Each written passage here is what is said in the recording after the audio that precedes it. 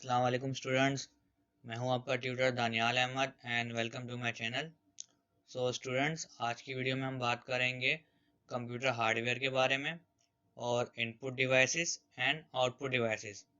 तो video start करने से पहले अगर आप हमारे चैनल पर नए हैं तो हमारे चैनल को सब्सक्राइब करें और बेल आइकन को प्रेस करना नहीं भूलना। तो आए वीडियो स्टार्ट करते हैं।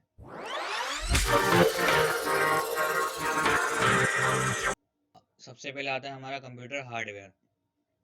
देखें, कंप्यूटर कंसिस्ट करता है हमारे सॉफ्टवेयर के ऊपर और हार्डवेयर के ऊपर। सॉफ्टवेयर क्या होता है? सॉफ्टवेयर हमारे पास एक प्रोग्राम होता है, एक एप्लीकेशन होती है जो हमारे कंप्यूटर पे रन होती है। और हार्डवेयर क्या होता है? एक फिजिकल पार्ट होता है कंप्यूटर का जिसके अंदर वो प्रोग्राम, वो एप्लीकेशन रन हम कर रहे होते हैं। हम अपने हार्डवेयर को टच कर सकते हैं जबकि हम सॉफ्टवेयर को टच नहीं कर सकते।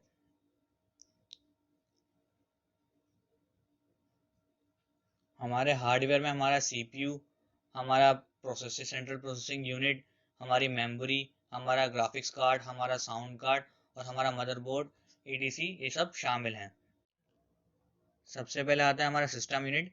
सिस्टम यूनिट हमारे कंप्यूटर का पार्ट होता है जो कंसिस्ट करता है हमारी प्राइमरी डिवाइसेस के ऊपर।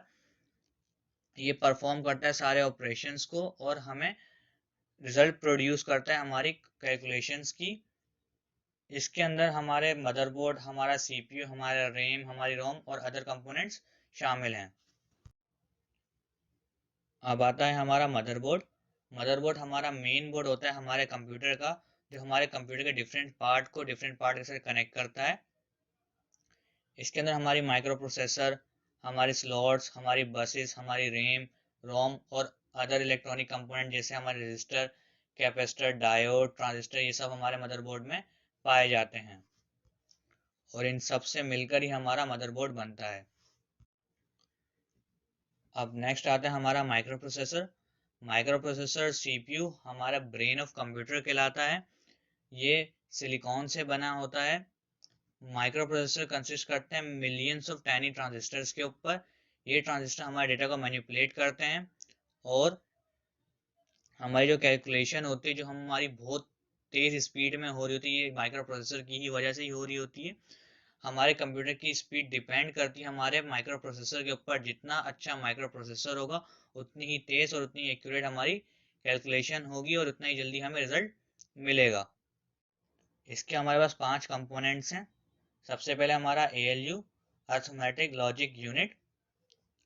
ALU हमारे arithmetic operations like addition, subtraction, multiplication, division, इन सब ऑपरेशन को परफॉर्म करता है और हमारे लॉजिकल कंपैरिजन और selecting and matching of data में भी काम आता है। अब नेक्स्ट है CU, control unit. Control unit responsible है हमारे ट्रांसफर ऑफ डेटा और हमारे इंस्ट्रक्शंस को कंट्रोल करने के लिए। कंट्रोल यूनिट का function like traffic police man की तरह होता है, जो मैनेज करता है तमाम यूनिट्स हमारे कंप्यूटर के। अब नेक्स्ट है क्लॉक। क्लॉक जनरेट करते हैं पल्सेस को और जो हमारे इंस्ट्रक्शंस की एग्जीक्यूशन होती है वो इन्हीं पल्सेस की बेस पे की जाती है। क्लॉक की स्पीड को मेजर करते हैं मेगाहर्ट्ज में और गीगाहर्ट्ज में। अब नेक्स्ट है रजिस्टर। रजिस्टर हमारी टेम्पररी स्टोरेज होती है, जो टेम्पररी हमारे डेटा को स्टोर करते हैं। ये प्रोग्रामिंग मॉड्यूल भी हम इसे कहते हैं और ये 8 bit, 16 bits, 32 bits and 64 bits में पाए जाते हैं। अब नेक्स्ट है कैशे।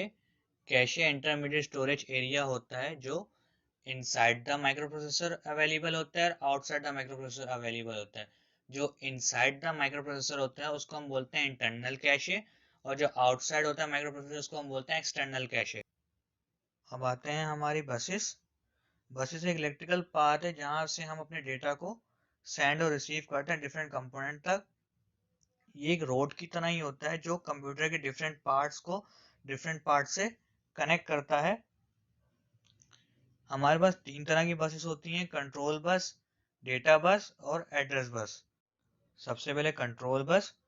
कंट्रोल बस हमारी कमांड को कैरी करती है डिफरेंट कंपोनेंट्स तक कंप्यूटर के, जो तमाम एक्टिविटीज़ जो कंप्यूटर में हो रही होती हैं उन सबको कंट्रोल करती है। डेटा बस हमारे डेटा को हमारे प्रोसेसर, हमारी मेमोरी यूनिट और हमारे अदर कंपोनेंट तक कैरी करते हैं। Address bus, address bus carry the address of the data, address bus हमारे डेटा के एड्रेस को कैरी करते हैं। अब आ जाती हैं हमारी इनपुट डिवाइसेस। इनपुट डिवाइसेस वो डिवाइसेस जिसके ज़रिए हम अपने कंप्यूटर को कुछ इनपुट देते हैं, कुछ डेटा देते हैं, कुछ इन्फॉर्मेशन देते हैं। इसके अंदर हमारे पास सबसे पहले आता है कीबोर्ड। कीबोर्ड से हम अपने कंप्यूटर को टेक्स्ट की फॉर्म में, न्यूमेरिक की फॉर्म में इनपुट और डेटा दे सकते हैं। नेक्स्ट आती है हमारा pointing devices. Pointing devices use होती है हमारी quick movement of cursor on the screen. हमारे स्क्रीन के ऊपर जो कर्सर होता है उसको क्विकली मूव करने के लिए हम पॉइंटिंग डिवाइस का यूज़ करते हैं। इसके अंदर हमारा माउस, हमारी जॉयस्टिक, हमारे ट्रैक बॉल और ट्रैक पैड शामिल हैं। अब आता है image scanner. Image scanner light sensing के ज़रिए हमारी इमेज को इलेक्ट्रॉनिक फॉर्मेट में कन्वर्ट करता है जो हमारे कंप्यूटर के लिए अंडरस्टैंडेबल होता है। अब नेक्स्ट है हमारी आउटपुट डिवाइसेस। आउटपुट डिवाइसेस वो डिवाइसेस जिसके ज़रिए कंप्यूटर हमें आउटपुट शो करे, हमें हमारे डेटा का रिजल्ट शो करे। इन सब डिवाइसेस को हम लोग क्या बोलते हैं? Output devices. इसमें आती हैं हमारी सॉफ्ट कॉपी आउटपुट डिवाइसेस, जिसमें सबसे पहले हमारा मॉनिटर। ये टीवी की तरह होता है जो हमारे आउटपुट को डिस्प्ले करवाता है हमारी स्क्रीन के ऊपर। इसकी दो टाइप्स होती हैं, एक होती है कैथोड रे ट्यूब CRT और दूसरी होती है flat panel display FDP। Next है data projector. Data projector use होता है हमारे कंप्यूटर से डायरेक्ट हमारी कलरफुल स्लाइड्स और इमेज को वॉल के ऊपर डिस्प्ले कराने के लिए, लार्ज स्क्रीन के ऊपर डिस्प्ले कराने के लिए हम इसको यूज करते हैं ऑप्टिकल लेंस के जरिए। इसको हम डिजिटल लाइट प्रोजेक्टर भी कहते हैं और वीडियो प्रोजेक्टर भी कहते हैं। अब आते हैं स्पीकर्स। स्पीकर्स भी हमारी आउटपुट डिवाइस है जो हमें आउटपुट देती है in the form of sound. Sound की फॉर्म में ये हमें आउटपुट देते हैं, जो डिसेबल लोगों के लिए और उन लोगों के लिए जिनको दिखाई कम देता है, उनके लिए फ़ायदेमंद है। अब नेक्स्ट आती हैं हमारे पास hard copy output devices.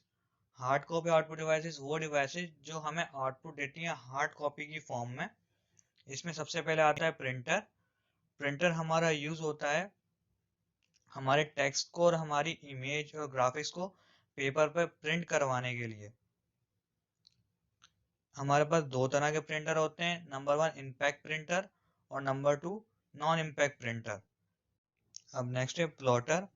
Plotter भी प्रिंटर की तरह ही काम करता है, लेकिन प्लॉटर जो हमारा यूज़ होता है वो बड़ी इमेज को प्रिंट करवाने के लिए यूज़ करते हैं हम इसे। लाइक मैप्स हो गई, कंस्ट्रक्शन ड्राइंग हो गई, एडवर्टाइजमेंट हो गए और होल्डिंग्स वगैरह हो गए, इन सब के लिए हम प्लॉटर का इस्तेमाल करते हैं। अब आती हैं हमारी स्टोरेज डिवाइसेस। स्टोरेज डिवाइसेस वो डिवाइसेस जहां हम अपनी मेमोरी, अपने डेटा को स्टोर कराते हैं। इसमें हमारा प्राइमरी स्टोरेज आती है और सेकेंडरी स्टोरेज डिवाइसेस आती हैं। सबसे पहले हम बात करेंगे प्राइमरी स्टोरेज डिवाइसेस के ऊपर। प्राइमरी स्टोरेज डिवाइसेस यूज होती हैं ड्यूरिंग द प्रोसेसिंग। प्रोसेसिंग के दौरान जो हम यूज करते हैं उन स्टोरेज डिवाइसेस को हम लोग बोलते हैं प्राइमरी स्टोरेज डिवाइसेस। इसके अंदर हमारी रोम और रैम शामिल है। सबसे पहले रोम। रोम की फुल फॉर्म होती है रीड ओनली मेमोरी।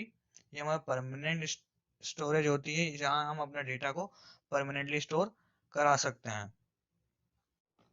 इसके बाद आती है हमारे पास रैम, रैंडम एक्सेस मेमोरी।